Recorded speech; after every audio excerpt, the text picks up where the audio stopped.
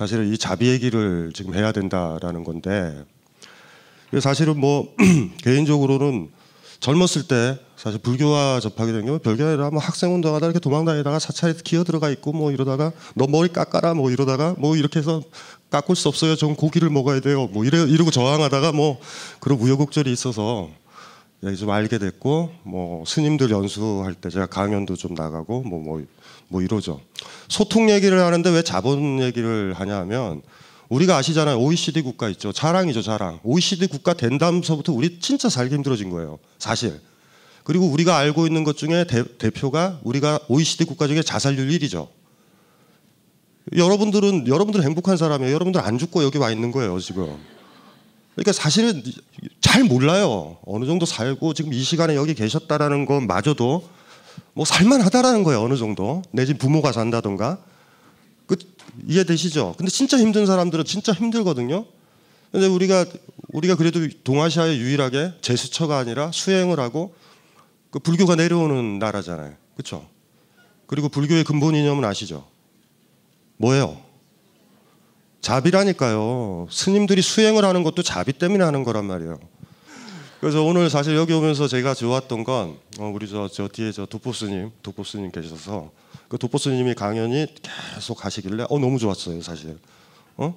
왜냐하면 제 강의 시간이 줄을 수 있다라는 그 착각을 했는데 아니더라고요. 제 시간은 똑같대요. 그 뒤로 밀릴 뿐이다. 그 얘기를 듣고 다시 또 실망하고. 자본주의라는 것들로 먼저 이제 가야 되겠죠. 자본의 원리는 뭐죠?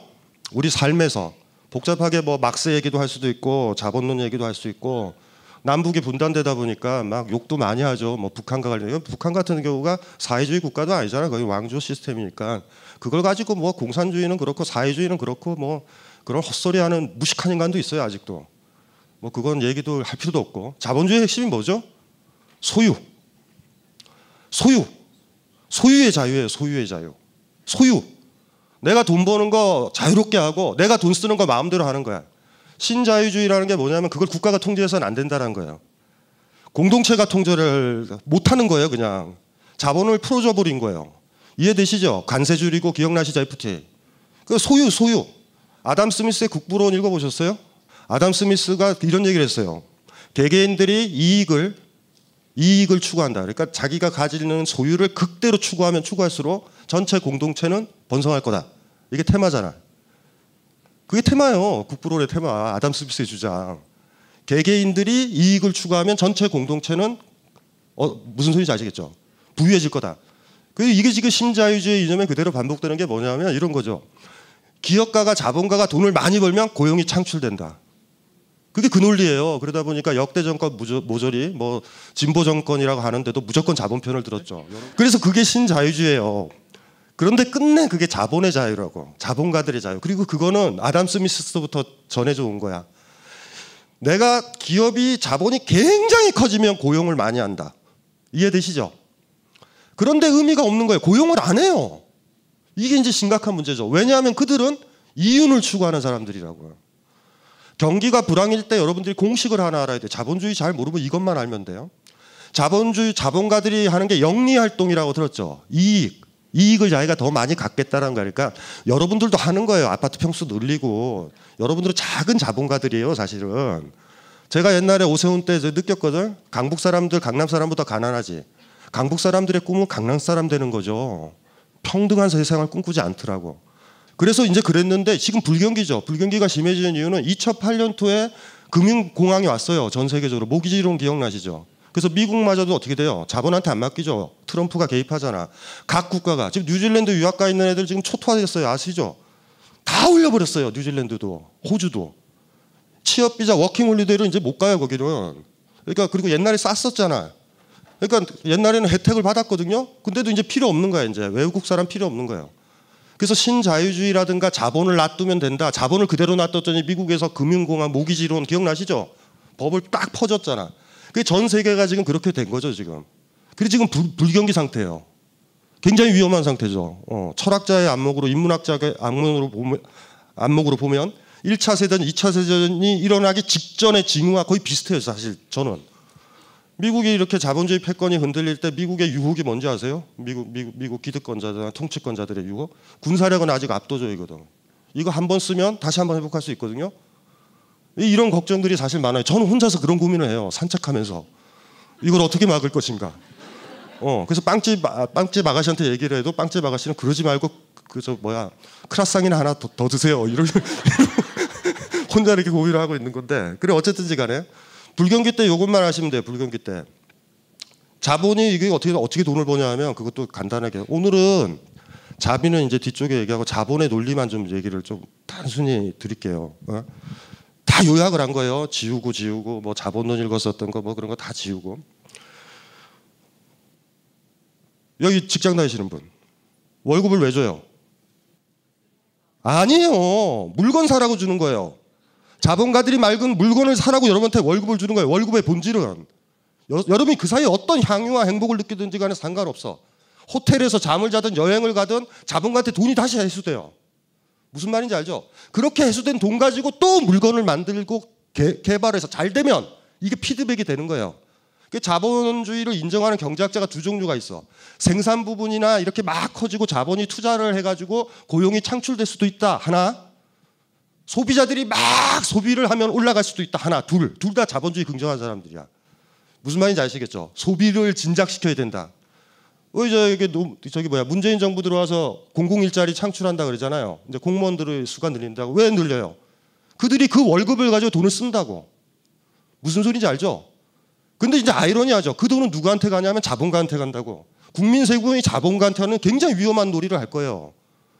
사실은 이게 자본주의를 조금 알고 있는 저로서는 굉장히 위험한 줄다리기다. 당장 고용은 되는데 끝내 밑빠진 독일 수도 있단 말이에요. 자, 불경기에 불경기. 그러니까 어떻게 되냐면 월급을 왜 주냐면 당장 내 물건을 사라고 주는 건 아니죠. 우리 회사의 노동자한테. 이 노동자가 옆 회사도 사고 여기도 사는 거 아니야. A예요, 나. A라는 자본가. 여기 B라는 자본가 있어. A라는 자본가가 불경기 때 뭘 원하냐면 나는 비정규직을 쓸 거예요. 그리고 정리해고를 할 거야. 임금을 줄여야 되잖아. 이득이니까. 정리해고를 하는 거의 포인트는요. 기업 체질 개선이다 하지만 핵심은 뭔지 아세요? 자본가는 이득을 가지고 있겠다라는 거야. 진짜 그 사람이 사회의 리더라고 그러면 한때 인사받았잖아. 노동자한테. 어떻게 걔네들을 잘라요? 그러니까 자본가는 기본 속성이 양아치예요. 양아치. 보수적 가치가 뭔지 아세요? 옛날 장수들. 적진 있죠. 처음 갈 때 장수가 제일 먼저 가야 돼요. 무조건. 무슨 말인지 알죠? 부하 올 때까지. 적진을 떠날 때 제일 나중에 가야 돼. 반대로 하는 장수가 있다고 생각해 봅시다. 반대로. 적진이 있으면 부하부터 보내. 2등 병서부터 이렇게 보내. 총알 안 날라오나? 그리고 안전하면 가. 그 다음에 막 위기에 빠지면 제일 먼저 가. 지켜라. 이해되죠? 우리 이게 양아치잖아. 자본가는 양아치예요. 인사를 왜 이렇게 그렇게 하는지 모르겠어. 어쨌든지 간에 이 사람이 원하는 거는 그 이득 때문에 이렇게 정리해고를 하죠. 체질 개선이다 뭐다 하지만 그들의 기득권과 그들의 이득은 남기겠다는 거예요. 근데 그들의 욕망이 하나 있어. 옆 회사는요. 정리해고를 안 했으면 좋겠고 비정규직을 안 뽑았으면 좋겠어. 왜냐하면 정규직 직원이 많아야 돼요. 그래야 이 돈 가지고 내가 만든 제품을 사. 근데 불경기라고 그랬지. B도 그렇게 생각해. 다 정리해고를 하는 거예요. 다. 우리는 돈 못 벌고. 알바하는데 그 돈 가지고 무슨 물건을 사요. 하지만 상관없어요. 다 죽어도 돼. 일단은 내 눈에 보이는 이 이득, 내 회사 규모는 유지를 해야 되는 거야. 이해되죠? 그 상태야. 그럼 경기가 어떻게 돼요? 침체되죠. 왜요? 돈을 못 벌잖아. 애들이. 못 쓰죠. 자, 이 상황이야. 이 상황이기 때문에 대선 후보들의 공약이 항상 그래요. 공공 일자리를 만들겠다. 그래서 일자리를 만들어가지고 저 공무원을 하나 만듭시다. 아니야. 군대를 다 모병제로 합시다. 그게 제일 빠른 방법일 수도 있어요. 사실. 그러면 그 가족들이 막 돈을 쓸 거 아니에요. 써봤자 뭐 가지고 써. A가 만든 제품 사거나 B가 만든 제품을 산다고. 그러면 국민 세금이 어떻게 되는 거예요? 이쪽 자본으로 간다고. 그럴 때 뭘 바라겠어요? 이 사람들한테. 고용을 할 것 같아요? 만만치가 않아요. 경기가 아주 호황일 때는 간혹 막 만들어져야 만들면 팔리는 시대가 있다면 막 정규직 막 고용하겠죠. 비정규직을 왜 쓰겠어요? 왜 숙련공들이 더 필요할 거 아니야. 지금은 우린 그런 상태로 있는 거예요. 이게 자본의 조건이에요. 자, 여기에 무슨 소통이 있나요? 사랑이 있어요? 애정이 있어요? 뭘 기대하세요, 여기서? 그리고 그곳에 우리 아이들이 던져져 있고 또 공부들을 하고 있는 거예요, 지금. 취업도 안 되는데 공부를 하고 있어요. 대학에서 강의 가면 저는 그래요. 너의 목적은 뭐냐? 그랬더니 취업이래요. 실패한 인생이다. 차라리 어머니한테 얘기해가지고 학비를 땡겨라. 5천을 달라고 그런 다음에 사업을 해라. 사업을 하면 한 번 망해야 돼요. 망하면서 다 배워. 두 번째는 안 망할 가능성이 많아. 차라리 그 돈 가지고 그래라. 알바 뛰면서 그러지 말고. 아무도 고용을 안 하는데 미쳤다고 너 그러냐? 그리고 그 학비를 가지고 대학 교수들은 또 호의호식해요. 이놈들이 취업시킨다고. 완전히 사기공학 교육이야. 애들은 막 망가지는 거야. 그러다 끝내 어떻게 애들이 스스로 생각해요? 내가 노력을 안 해서 됐다고. 내가 노력을 안 해서 됐다고. 기업에, 평균적인 기업에 들어갈 때 있죠. 대학 교육이 필요해요, 여러분들? 솔직히 까놓고. 들어가서 한 달이면 다 배워요. 그거 서울대 경영학과 다닐 필요도 없어. 근데 지금 석사 가고 박사 가고 뭐 그런데 회사 들어가는데 무슨 미국 MBA를 받아서 뭐예요? 우리 경제 시스템 완전 다른데. 그냥 과도하게 가는 거예요. 자, 이런 조건이라고. 이런 조건에서 실망하고 좌절한다고. 시스템을요. 거의 애들이 고용 안 되게 지금 이렇게 만들어 놓고 그게 악화됐는데도 불구하고 모든 탓을 네 탓이라, 네 탓이다, 네 탓이다. 네가 노력하면 되지 않느냐. 옛날에 100명 뽑았는데 지금 10명 뽑아도 네가 잘하면 되는 거 아니냐. 뭐 이런 논리를 막 만들죠. 그리고 그런 논리를 아이들이 받아들이면 취업이 안 되면 자살하는 거예요. 내 탓이기 때문에. 살인자도 이런 살인자들이 없죠. 이상한 관념과 논리를 만들어서 아이들을 죽음으로 몰고 가. 그 죽은 사람들만 다 모여도 촛불 집회 수천 번을 열 거예요. 지금은. 얼마나 많이 죽었어요. 지금. 1년에 몇만 명씩 죽는데. 여러분이 방치하고 있을 때. 그래서 사실은 철학자로 살아가면서 대학에 강의를 가든 어디를 가든 이 얘기를 계속 하죠.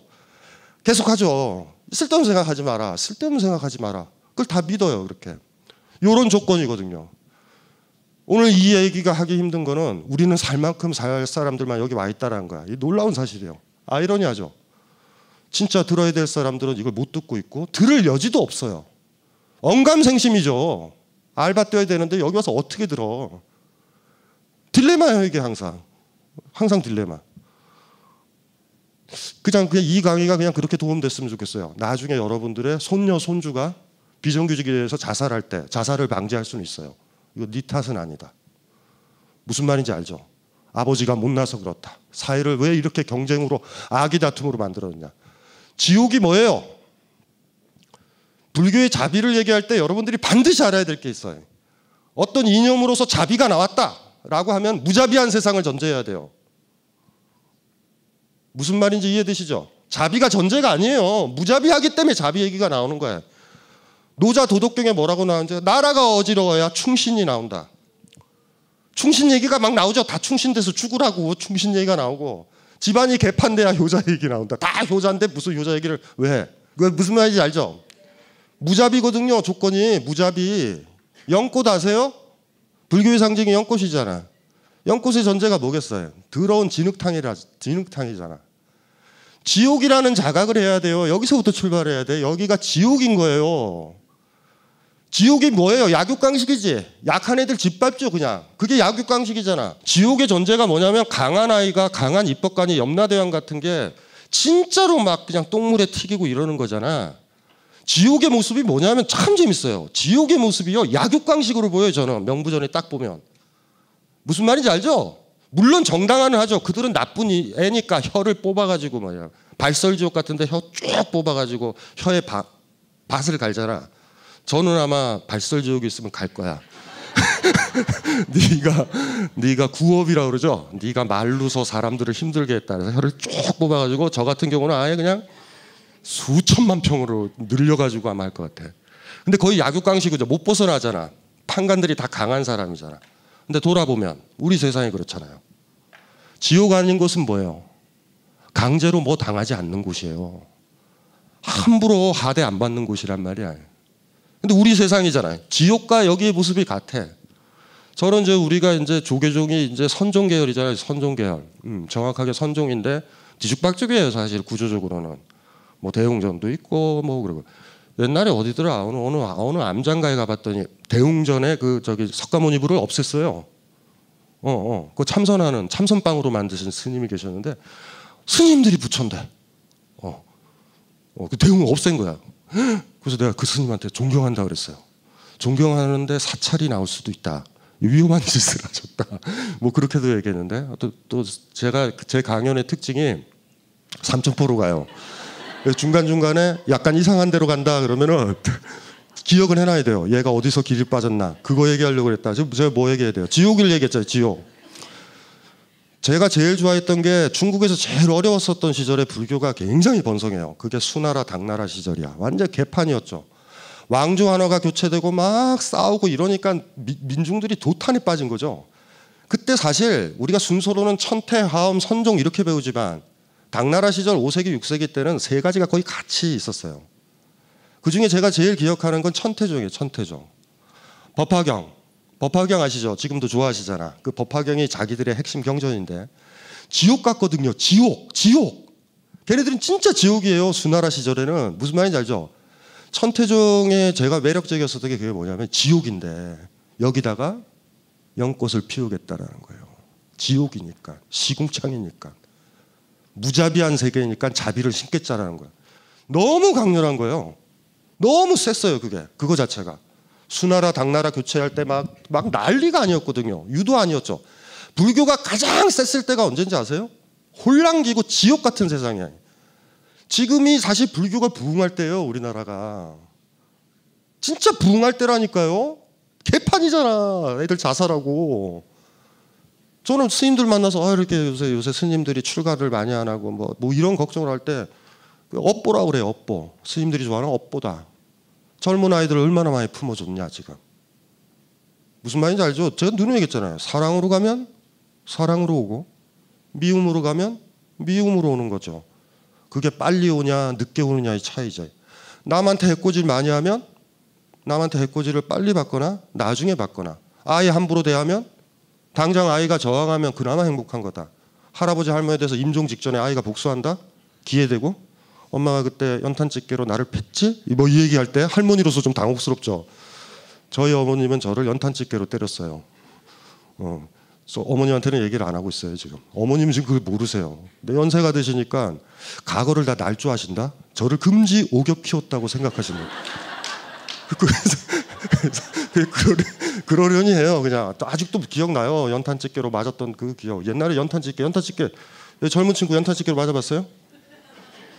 우리 연탄집게로 맞아도 우리는 망가지지 않았어. 연탄집게가 부러지거나 얼마나 세게 때렸으면 그래. 그때는 제품이 안 좋았을 수도 있어요. 어쨌든 지옥이에요. 지옥에 대한 자각을 합시다. 거기서부터 출발해야 되는 거야. 지옥에서 연꽃을 피워야 된다라는 거야. 지옥에서 연꽃을 피워야 되는 거야. 지옥인데 어떻게 연꽃을 피워요? 이런 생각이 들잖아. 나 살기도 힘든데. 이래서 수행이라는 게 필요한 거예요. 그래서 힘들다라는 거예요. 사찰이 있고 정각이 있고 뭐 승가대학이 있고 동국대가 있어가지고 불교도가 탄생하는 건 아니에요. 그래서 힘든 거예요. 그래서 수행이 필요하고 그래서 우리가 스님들을 존경하는 거예요. 지옥인데 저 사람만큼은 지옥이 아닌 거야. 저분을 보면 지옥이 아닌 희망을 보는 거예요. 그런 희망 보죠? 가정사는 지옥이고 남편이 개패듯이 패고 막 이러고 애들도 저항하고 막 게임 안 하고 난동을 부리는데 그나마 사찰 들어가니까 어떤 희망이 보이지 않아요? 그쵸? 밥도 좀 웬만하면 주고 어디 가서 돈 내고 먹어야 되는데 별거 아니에요. 지옥이라는 자각서부터 출발을 해야 된단 말이에요. 이건 진짜 중요한 것 같아. 그래서 수행이 고귀한 거예요. 이곳이 지옥이기 때문에. 지옥인데 지옥 아닌 세상을 스스로 온몸에 담아내야 수행자는 완성되고 온몸으로 스스로 자유로워진 다음에 지옥에서 벗어나서 인간답게 됐을 때 인간답게라는 것도 얘기하면 안 된다. 인간세가 지옥이니까 약간 성스럽게 되고 신적으로 되었을 때 그때 되면 얼마나 불쌍해 보이는지 아세요? 다른 사람들이 아직도 아기 다툼하고 있는 저 인간들이 지금 내 이득 때문에 아이한테 함부로 대하고 내 아이가 서울대를 들어가면 나는 서울대를 간 아이를 둔 엄마로서 자랑하려고 그러고 애가 진짜 원하는 과는 보내지 않으려고 그러고 이런 모습들 있죠? 막 온갖 가지 모습들. 출발은 거기서부터 시작해야 된다. 그걸 어떻게 넘어갈 것인가 문제예요. 자기가 한 번이라도 스스로 이 지옥에서 벗어나서 약육강식을 벗어나서 자비를 행하는 사람이죠. 그렇게 됐을 때 아기 다툼하는 사람이 뭘로 보여요? 불쌍해 보이고 치근해 보이지. 그래 원효 스님이 자리 이탈을 얘기하는 거예요. 무슨 말인지 알죠? 불교에서 이익이라 하면 자유로워지는 거지. 집착 없고 구속 없고. 무슨 말인지 아시겠죠? 자기가 그렇게 되는 거야. 그렇게 되다 보면 남들이 측은하다고. 제가 우리나라에서 제일 좋아하는 저한테는 뭐 인문학자죠. 원효도 저한테는 인문학자예요. 철학자고 저한테는. 여러분들한테는 좋은 스님이겠지만 원효 스님의 그 금강산매경론을 진짜 좋아해요. 그 책을. 우리나라 학자들은 되게 대승기신론 그걸 주로 보는데 왜냐하면 금강산매경론은 너무 라디컬한 데가 있어서 그래. 열반에 이른 사람은 열반에 머물 수 없다라는 그 구절이 너무 좋아요. 열반에 머문 사람은 열반에 이를 수 없다.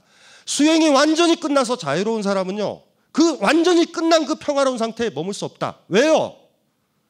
자기 거를 다 버리고 이 세상을 있는 그대로 보게 되면 고통과 지옥이 보이는데 내 마음은 울게 되는데 과거 수행했었을 때 내가 배고파서 울었고 내 다리가 아파서 울었고 나이 든다고 울었는데 이제 그건 사라졌잖아. 사라지고 나서 완전해지고 보니까 타인들이 다 병들어 있는데 어떻게 열반에 들여? 어떻게 내 마음이 고요해? 내가 마음이 고요하려고 그러면 뭐 어떻게 해요? 무슨 상관 있어? 바깥에는 막 바람이 부는데 난 나무 같은데 얼음처럼 되는 거 아니에요. 완성이. 차라리 수행할 때는 좋았죠. 나 수행이 덜 끝났다고. 수행의 완성은 자비로 나와요. 그래서 어차피 사람 사는 세상의 모습, 삶의 인생의 모습을 제대로 본다면 대표적인 게 뭐예요? 여러분들 다 뒤지잖아. 아파트를 가져서 그렇게 많이 가서 뭐예요? 그래. 연금 벌어서 뭐 하냐고. 다 뒤지면서. 여러분보다 더 오래 가는 거를 왜 가지고 있어? 땅들을. 자기가 진짜 죽는 걸 알면 잠깐 생각해봐요. 오늘 죽는다고 합시다. 이거 강의 끝나고. 지금 가지고 있는 금부치를 가져서 뭐해? 가장 이뻐한 사람한테 주고 갈걸요? 안 그러겠어요? 영원히 살겠다. 그런 착각에 빠져 있어요. 왜 불교에서 무상을 얘기하고 무아를 얘기해? 아주 쉬워요. 뒤진다라는 것만 알면 돼. 아이도 뒤져요. 아이 뒤지는데 왜 이렇게 학원을 보내? 청동상을 만들어요 지금? 영원히 가는? 나가르주나 용수보살은 이렇게 했다고요. 중론에서. 내가 없는데 내가 가진 것이 어디에 있느냐? 무아를 안다라는 거는요. 내가 가지고 갈 수 있는 게 하나도 없는 거야. 내가 가지고 있는 거는 가만히 놔둬도 없어지고 사라지고 그러니 남한테 줄 수밖에. 성실론이라는 책이 있어요. 소승불교 경제예요. 소승불교. 시다르타가 죽고 나서 이제 정리 들어가는 거죠. 정리. 인도는 방언이 많아가지고 정리가 심각해졌어요. 학파끼리 결집이라고 그러죠. 결집. 모여가지고 이렇게 해서 경전이 하나 만들어졌는데 거기서 그 유명한 삼법인이 처음으로 등장해. 시다르타가 삼법인은 얘기한 적 없고 제자들이 이렇게 기억나죠? 일체계고 모든 게 고통이다. 제법무아 기억나죠? 이 세상에 있는 모든 존재자들은 영원한 자아, 아트만이 없다. 재행무상 기억나죠? 무상하다. 이 세상이 고통이다. 고통, 무아, 무상 세 가지라고. 고통이 뭐예요? 지옥이라고. 이 세상이 지옥이라는 것만 알아도 자비의 마음이 생겨. 세월호처럼 물에 빠져 있고 우리 다 죽어간다라고 했을 때 생기잖아. 일체계고를 왜 널널하게 봐요 그렇게? 고통이라고 그랬잖아요. 지옥이라는 얘기야. 이 세상이 지옥으로 안 느껴지는데 어떻게 불교신자라고 자처해? 이 세상이 지옥이라고 생각해야 그 사람들을 구하지. 자비행이 거기서 나오죠. 무아라고 그랬잖아요. 무아를 제대로 알면 자비가 행해져야 된다고. 무상을 제대로 알면 자비가 행해져야 돼요. 도대체 그게 무슨 썩어간 말벽닥이에요. 그거 무아 떠들어서 뭐 하는데 그게. 사람을 구하겠다는데. 그래서 나는 존경스러운 거예요. 시다르타가, 원효가. 힘드니까. 저는 힘들어요 사실. 하려고 하거든요. 근데 피곤하면 이건 좀 아니다. 너무 과하다. 막 이런 생각이 들어. 그래서 사실은 머리를 안 깎는지도 몰라요. 머리 깎는다는 게 얼마나 무게감이 있는데. 만만한 게 아니죠. 사찰이 커지면 어떡해? 사찰에 금상이 올라가면 어떡해요? 그 금은 도대체 어디서 나온 금인데? 삼법인 배웠죠? 외우죠? 참불가에도 나오지? 고통이다라는 거 음미 제대로 해보셨어요? 난 살만해. 세상 사람들은 고통스러운가 보다. 이래도 안 돼. 내 자신이 지옥에 있구나.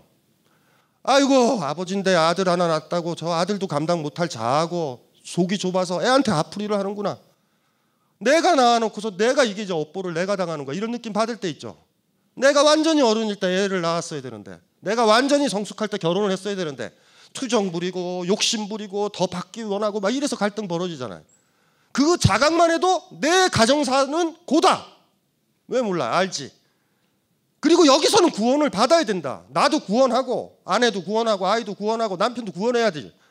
그러면 출발하는 거예요. 자리 이타가 별건가? 고통이라고 처절하게 느껴야 돼. 우리 사회 고통이잖아요. 왜 고통들을 못 보는 거예요, 다? 사찰이 일이 많은데, 스님도 그리 많은데, 불교 신자들 이렇게 많은데, 시다르타 여기 딱 오면 뭐라 그러겠어요? 분명히 그럴 거야. 강신주 네가 낫다.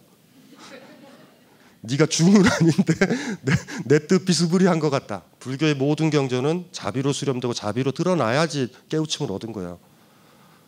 제가 제 앞에 그거 했던 도법 스님을 존경하는 이유, 이렇게 다시 또 이 더운데 또 돌아다니시잖아요. 그 돌아다니는 게 힘든 거잖아. 자기가 힘든 거잖아. 자기가 힘든다라는 게 뭐를 의미하는지 아세요? 누군가한테 주는 거다. 누군가한테 주고 있는 거예요. 내가 누군가한테 뭐를 계속 주면 배가 고프죠. 내 먹을 걸 주면. 스님이 가끔 가다가 화가 나실 때, 사회가 좀 이상해질 때, 스님은 대신 스님이 고통스럽겠지. 재밌지 않아요? 내가 편하려고 하면 남들이 고통스러운데, 내가 고통을 기꺼이 감대하고 힘들어하면 우리는 그 느낌을 받아요. 그것 때문에 우리가 편하다라는 거. 그래서 존경스러워요. 사실 저 같으면 못해요. 그래서 아까 저 스님한테 바빠서는 얘기 못했는데, 하필이면 이렇게 더워질 때 다니시냐, 저 같으면 가을에 출발한다. 이런 얘기를 지금 드리고 싶죠. 그러니까 저는 날라리예요, 날라리. 불교가 가르침이 그래요. 그러니까 넓게 생각을 안 하셔도 될 것 같아. 더 넓으면, 여러분 마음이 넓어야 그 넓은 고통도 받을 수 있으니까 그것까진 바라진 않아요. 여러분 자신에 대해서, 가정에 대해서, 가까운 사람들에 대해서 이곳이 지옥이다라는 걸 알아야 돼. 지옥이 펼쳐질 때요. 그래서 우리는 행복한 집안인데 왜 지옥이야? 이러지 말자고요. 원래 지옥이야. 행복이라는 건 서로 은혜에서 가끔 생기는 거구나. 내가 너를 위하고 너도 나를 위하는 그 찰나에 잠깐 생기고 다시 그 은혜가 교감이 안 됐을 땐 다시 외롭고 고통스럽게 가는구나. 그렇게 생각하면서 하루하루 살아가면 될 것 같아요. 그래서 사실은 이게 강연을 이렇게 준비하면서 약간 장난친 거예요. 자본과 자비가 자자가 같잖아. 그리고 본에 비읍이 있고 자비에 비읍이 있잖아. 그래서 이쪽에서 뭐 강의할래요? 그래서 자본과 자비 그냥 이렇게 했는데, 항상 그래요. 저는 불교에 희망이 많아요. 굉장히 희망이 많아요. 우리 애한테 이 전통이 있었다라는 거, 그리고 저를 싫어하는 스님도 있지만 저랑 비슷한 생각을 하는 스님들을 만나보면 저는 희망을 느껴요. 굉장히 많은 사찰에 또 다니고 스님들도 만나거든요. 저는 우리가 불교가 살아있는 걸 느껴요. 많이. 그리고 많이 자극돼요. 스님들도 괴롭히고. 이게 뭐 하는 짓이냐 이게. 대승불교가 아니라 이건 소승도 이런 소승이 없다. 우리 그런 표현 쓰잖아요. 대승적. 큰 수레잖아. 큰 수레. 큰 수레가 뭐예요? 물론 이건 대승불교에서 만든 거야. 앞 사람들이 소승이라고 놓고 이게 정치적 언사인데, 대승이 뭐예요? 큰 수레야. 나만 타는 게 아니라 다른 사람도 태워야 돼. 자, 여러분 인생이라는 수레에 누구 태우고 있어요 지금? 한 명이라도 태우고 있어요? 예를 들면 어미 입장에서 지체부자유자고 남들이 욕할 수 있고 막 침 흘리고 아무데나 똥 누고 뭐 이런 병 걸린 아이야. 기꺼이 데리고 다녀요? 수레에 태워서? 한 명이라도 자기 수레에 태웠냐고. 대승이 있어서 태우는 게 아니야. 그걸 태우면 대승이에요. 거기다 2명 태우면 어떻게 돼? 수레가 더 커지지. 자기가 대승이 돼서 태우는 게 아니에요. 육바라밀 기억나시죠? 여러분들 외우죠? 첫 번째가 뭐요? 보시해요? 보시는 어느 때 빛이 나는지 아세요? 나한테 전혀 갚을 수 없는 사람한테 줄 때 빛이 난다고. 갚을 수 있는 사람한테 주지 않아요? 대충 비슷한 사람? 응? 평화롭게? 예? 무슨 생활공동체 비스무리하게? 왜 보시라고 그랬을까? 보시를 행한 사람은 강제로 알게 된다? 내가 가질 수 있는 게 없구나라는 것들을. 누구한테 주는 거잖아요. 불교에 또 무소유라 그러지. 자본이 소유의 논리로 움직이면 불교는 자비의 정신 무소유죠. 왜 무소유예요? 내가 가진 걸 주니까. 무소유를요 게으름이라고 생각하시면 안 돼요. 그런 사람들이 있어 간혹가다. 저는 무소유의 삶을 살아요 이렇게 생각하는 사람들이 있어. 가난해서. 아니에요. 저는 그래서 어떤 책에서도 그렇게 썼잖아. 무를 동사로 해석하라고. 없앤다. 내가 가진 걸 덜어낸다. 없앤다로 봐야 돼요. 그렇잖아요. 무소유를 실천하실 수 있어요? 안 좋은 것만 주지 않아요? 집에 쓰다가 안 입는 옷들 그거는 종량제 뭉치에 넣는 건데 그게 주는 거 아니에요. 그거 말고 나한테 진짜 중요한 거. 최근에 산 신상. 옷을 줘도 그걸 줘야지. 알잖아 스스로는. 남들 보기에 그럴듯하게 이거는 쓸만해. 하지만 내가 안 입어. 이거 줘야지. 이런 거 말고. 쌀 있죠. 쌀이 다 떨어져서 조금 있다가 제사도 지내야 되는데 쌀이 다 떨어지는 그 쌀독에 그걸 마지막 긁어가지고 배고픈 사람한테 줄 때 보시에요. 무슨 말인지 알죠? 쌀독이 넘쳐 갑자기. 쌀이 너무 많이 들어왔어 친구들한테. 넘치다 보니까 쌀독도 사야 돼. 조금 남아서 이번에 사찰에 그 쌀을 가져가야지. 어머 보시 이러지 않았어요? 진짜 소중한 거 줘봤냐고. 소중한 거 줘봤어요? 자비가 그런 건데. 그래서 육바라밀을 얘기하는 거예요. 이게 난 더 세다고 봐요 사실. 수행하고 참선하고 뭐 해가지고 무아를 뭐 여러 가지 뭐 있는 그대로 보고 뭐 다 필요 없어. 있는 그대로 보면 뭐가 보인다 그랬어요? 지옥이 보인다고. 있는 그대로 봤더니 법의 꽃이 하늘을 날린다. 이런 구절들 보면 화가 나요. 있는 그대로 보세요. 있는 그대로. 불쾌한 거는 피한다고. 가난한 사람들 피해요. 노숙자 있으면 피해. 직감하거든. 나도 노숙자가 될 수 있으니까. 안 좋은 일 있으면 피해. 안 좋은 일 있으면 봐야죠. 정견이라고 그랬죠. 정견이라는 표현 쓰지. 올바로 본다. 고개 돌리지 마요. 고개 돌리지 마요. 그것까지 포함되어 있는 거야. 바로 봐요. 힘들다고요. 그거 자체가. 그래서 이걸 테마를 잡은 거예요. 자본이 소유잖아. 아주 강력한 소유. 불교는 무소유에 있다고. 어느 자본가가 사실 아이러니가 뭔지 아세요? 어느 자본가가 불교 신자다라고 하면 우리 시스템에서 걔는 망해요. 회사가. 뭔지 알지? 회사는 불경기인데 고용을 더 늘려. 그리고 애들을 뽑으면서 그런 거야. 요번에 50명을 뽑았지만 이것 때문에 우리 아이들은 휴학을 냈어요. 노동자 입장에서 좀 화가 짜증이 날 수도 있어요. 이건 뭐냐? 이해되죠? 자비를 행하면 죽게 만드는 시스템이야. 그리고 그들은 정당하게 어쩔 수 없다고 사는 게 그렇다고. 우리 회사가 또 스스로 정당한 게 또 이런 거야. 내 회사가 망하면 그나마 있었던 노동자들도 힘들다고 정당화를 해. 사실은 진짜 싫어하는 건 자기가 망하는 거거든요. 힘들지 않아요? 그러니까 불교가 힘든 거예요. 이 지옥 같은 곳에 어떻게 자리를 매김할까? 여러분이 돈 벌고 어떤 분이 돈 많이 벌어서 사업도 할 수 있고 뭐 이럴 수도 있잖아. 그 작업이 너무 힘든 거야. 이러신 분 있어요? 10년 동안 쌈박하게 돈 번 다음에 10년 딱 되는 그날 가장 배고프고 힘든 사람한테 다 준다.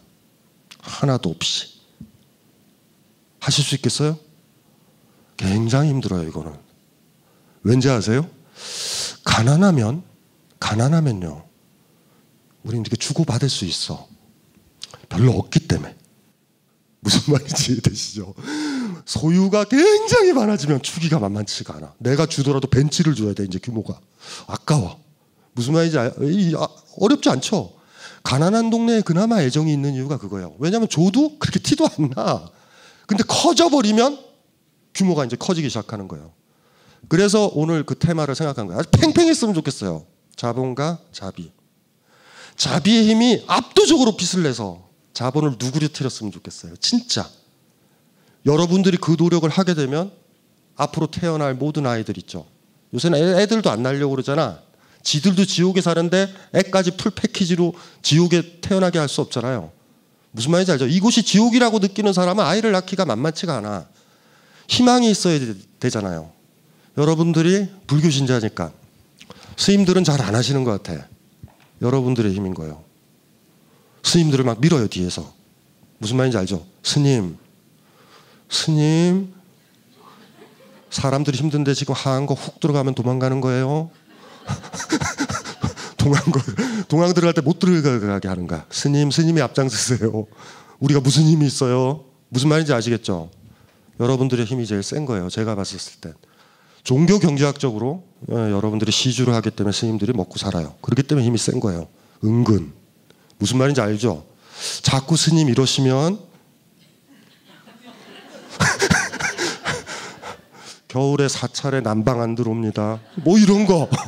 이렇게 해서 스스로 서로 자비적으로 가자고요. 보시가 왜 육바라밀인지 알죠? 처음에 주는 건 너무 힘든 거야. 그래서 수행이라는 거예요. 이걸 왜 줘? 힘들잖아. 한 번 힘들죠. 한 번 줬다 하면 괜찮아요. 제가 농담삼아 그런 얘기죠. 인간한테는 행복이 두 가지가 있거든요. 하나는 뭐냐면 유치한 행복. 더 많이 가지면 행복해. 아파트 평수 늘면 행복하고, 무슨 말인지 알죠? 직급 올라가면 행복하고, 아이가 무슨 서울대 가고 막 이러면 더 많이 가지면 행복한 게 있잖아.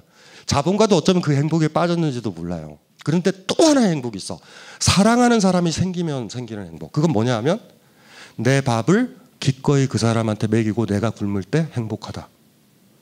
그 사람을 얻고서 밤새도록 병원을 뛰어다니면 그때 행복하다.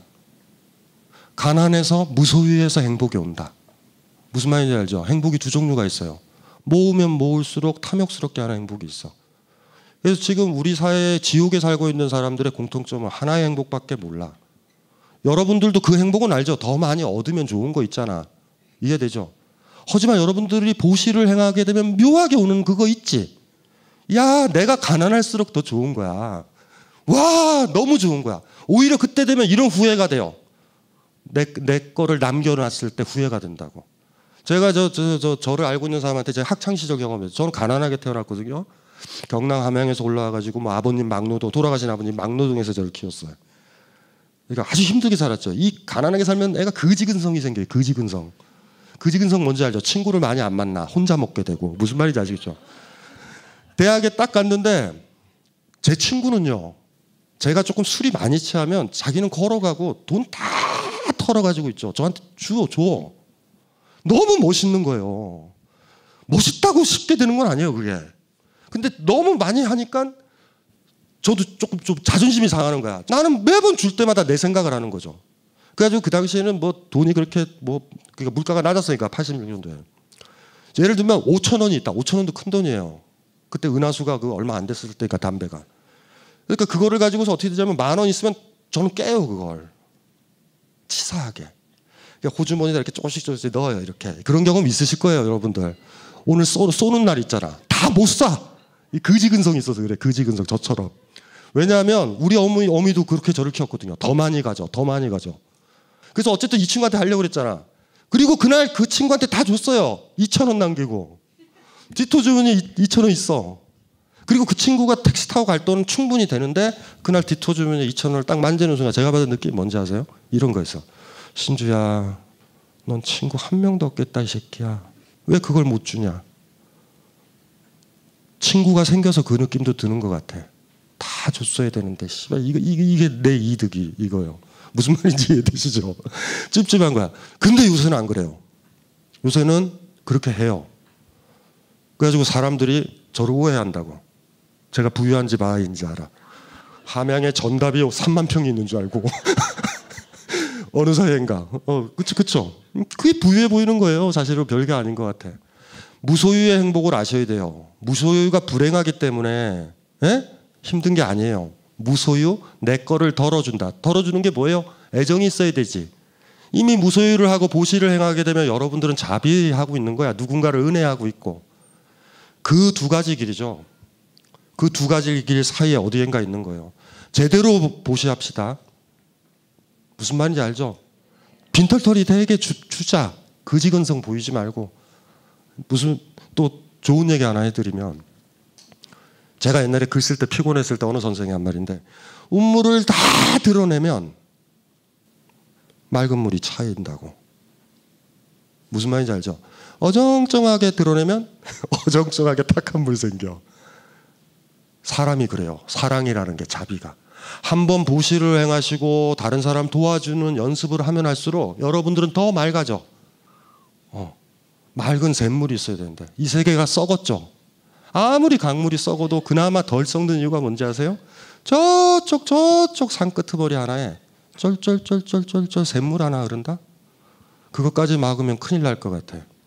여러분들도요, 제가 막 강연해도 세상이 안 바뀌잖아. 처음에 막 좌절했어요. 이렇게 강의를 했는데도 세상은 그대로고 막 이런 느낌이 들을 때가 있는데 요새 와서는 그렇게 생각해. 쫄쫄쫄쫄쫄쫄쫄. 내가 너무 오버했구나. 내가 바다와 같은 물을 분출할 수 있는 사람이 아닌데 내가 할 수 있는 건 쫄쫄쫄쫄쫄쫄. 그 누가 그래서 뭐 하세요? 쫄쫄쫄쫄. 그냥 쫄쫄쫄쫄이야 나는. 그러니까 오바는 하지 마세요. 무슨 말인지 알죠? 갑자기 도법 스님처럼 마음도 안 되는데 또 쫓아간다 그러면 근육통 오고 무릎 아작 나고 잘못하면 괜히 그냥 병원에 보시한다고 쓸데없이 자신 없어. 그냥 우리는 어떻게? 쫄쫄쫄쫄. 이게 멈추지만 않으면 돼요. 그게 쫄쫄쫄쫄 나간 만큼 여러분 안에 맑은 기운이 있죠. 맑은 마음들이 맑은 샘물처럼 올라온다고. 그러면 그게 여러분들 얼굴에 드러날 거예요. 근사하게. 그래도 여러분들 얼굴은 좋아요. 어쨌든 여기서 딱 보면 저보다 훨씬 좋은 것 같아요. 그럼 아마 도법 스님이 쫄래 힘들게 걸으시는 의미가 뭔지 그런 게 나올 것 같아요. 그래서 훌륭한 스님도 많아요. 그러니까 제가 뭐라고 그랬다 그래서 스님들을 불신하지 말고 삼보잖아요. 삼보. 기 여기시고 그래 도움을 좀 많이 얻으시면 좋을 것 같아요. 이걸로 마치겠습니다.